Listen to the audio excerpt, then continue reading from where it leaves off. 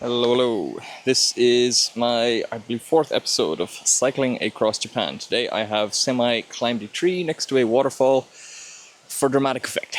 This episode I'm going to talk about going to Lake Biwa, cycling through a forest with nobody else, going to temples in the middle of nowhere in villages of like 100 people, meeting an English guy. You know, that does get exciting when you're alone in the middle of Japan. And going across the biggest lake in Japan, Lake Biwa, as well as my horrible experience with a tiny tent and spiders, wasp spiders. All right, let's get into it. So, next day of cycling was another kind of mountain pass. We know that my experience with these has not been fantastic in the past. I have, not enough gears, weight in the wrong places on the bike. And I tend to be stubborn and not learn my lesson. My knee was hurting at this stage because this trip gave me a knee injury. So it wasn't very fun. Every time I pushed down on the pedal, something you tend to do a lot when you're cycling across an entire country. Well, I didn't go across the entire country, but anyways. I got through incredible rice fields. I believe I showed some of them yesterday on my last video.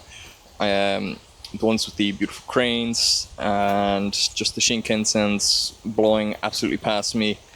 And I want to say the most magical experience, and I'll provide some footage in this video, was going in the middle of nowhere on the downhill through these towering trees, really just mega. The sun totally covered on a hot day, just blinking in and out.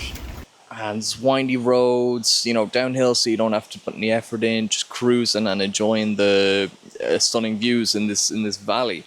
And whenever I cycled past a small village, I kind of looked, a little bit through the village, going slowly through it, saw this temple, and was just like, oh fuck it, great place to take a break. I kind of cycled right up to the doorstep of the temple, had a wee look around. I was just like, you know what, that's chill, random, amazing experience. Then I just kept going, kept up with the push. And on the rest of the downhill, a little bit after this, I met another cyclist, except he had a real bicycle, a sporty looking thing with narrow tires, a Tour de France Lycra, the full kit, and it was just this English guy who had lived in the middle of the mountains there for 10 years with his Japanese wife, assimilating, learning the language, chilling out. His daily kind of cycle was this route that I was taking, and it was incredible. So I, turned off my directions. Obviously, didn't need them. This guy led me towards the lake, towards Lake Biwa, and then he just cycled back up through the mountain. Once he left, I made it he dropped me off more or less in the village / town that was on the lake, so I just cycled through that straight line along this gorgeous, just like little canal river type thing in the city, lots of tree cover, kind of exclusive cycle lane.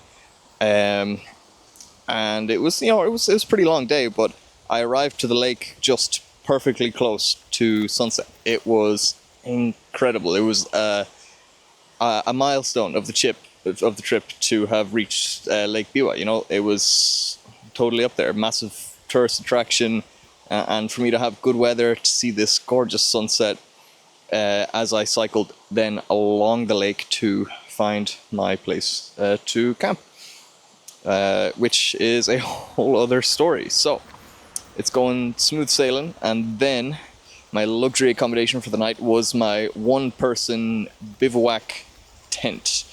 I got to Sonenuma Kogan Ryokuchi Park, a free campsite maintained by local people. A lot of kind of retirees, community type vibe where they just maintain it so anybody can go use it. I set up my tiny tent, and then that was fine. Setting up was good. There was one other little old guy camping semi-close by, so I was like, yeah, it's chill, he'll watch over my belongings and whatnot. I then cycled more or less in, getting dusk, very dark, into the city. I went to a 7-Eleven for some ramen, was still hungry and kind of wanted some Wi-Fi, so I went to McDonald's then, real real health food. And I made my way in the total dark then back to the camp. Now, to paint the picture, I had to cycle a little bit through this park, and there was just a tree-lined path to get to my tent. I had a very shitty light on the bicycle for actual... Ooh, that's a lovely boat there, catching the sunset. Wow, damn. Gorgeous. Gotta appreciate the moment as well.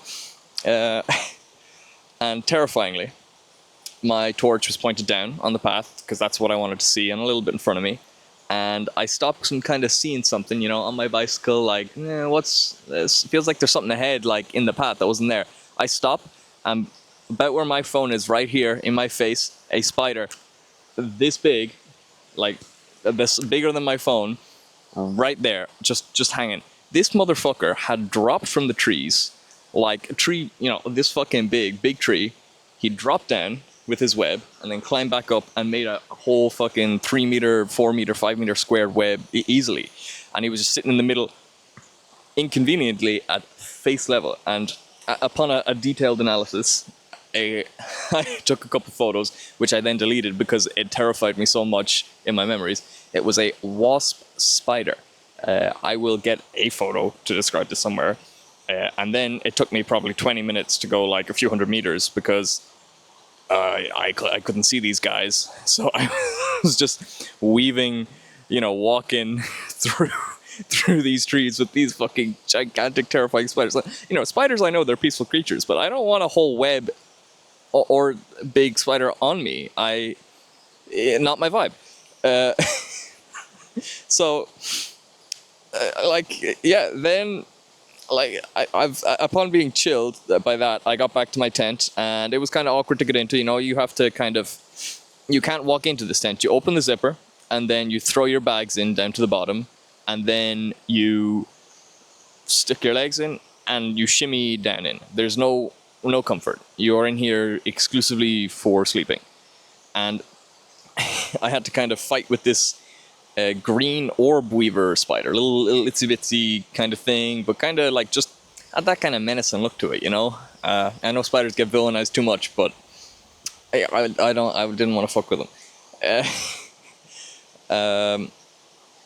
So I mean, it was also, let's remind, the heat was bad. It was like probably 25, 30, 30, definitely 30 plus degrees at night. So I didn't sleep. I was just sitting there. This tent had no ventilation, and I didn't want to open the door because of spiders and other insects. So I just sat there, kind of lay down. The grass was comfortable at least. I sweat for probably 5-6 hours until the sun started to rise. Then, then, like, because when I was at the 7-Eleven, that's the only place I could cool down, that and McDonald's. But I was trying to eat my ramen inside the 7-Eleven, and this guy comes up and he's like, sorry, sumimasen. You can't eat inside because this 7-Eleven didn't have chairs and tables. And I was just like, bro, you're going to kick me out in the heat? Like, have some compassion. I know it's against the rules, and you got to follow the rules in Japan, but please. And he said, Bakagaijin, Daiguchi, get out. So I ate my hot ramen outside in the heat. Didn't help me cool down very much. And then I just, packed up in the morning. It was quite lovely, nice sunrise, nice view. I appreciated that at least. And I just headed to some civilization, to some air conditioning. I was going towards Kyoto for the next day, which is the penultimate destination of my trip. So I will talk about the final mountain pass, not too crazy, next week, arriving at Kyoto. The crazy couch surfer I stayed with at Kyoto, who played me IRA music, because that's what he thought Irish culture was. I think that's a good way to end the video. Look forward to rebel songs from a Japanese guy next week, and couch surfing in bad mold. Oh my god, I want to tell it now, but I don't want the video to be too long. So until next time.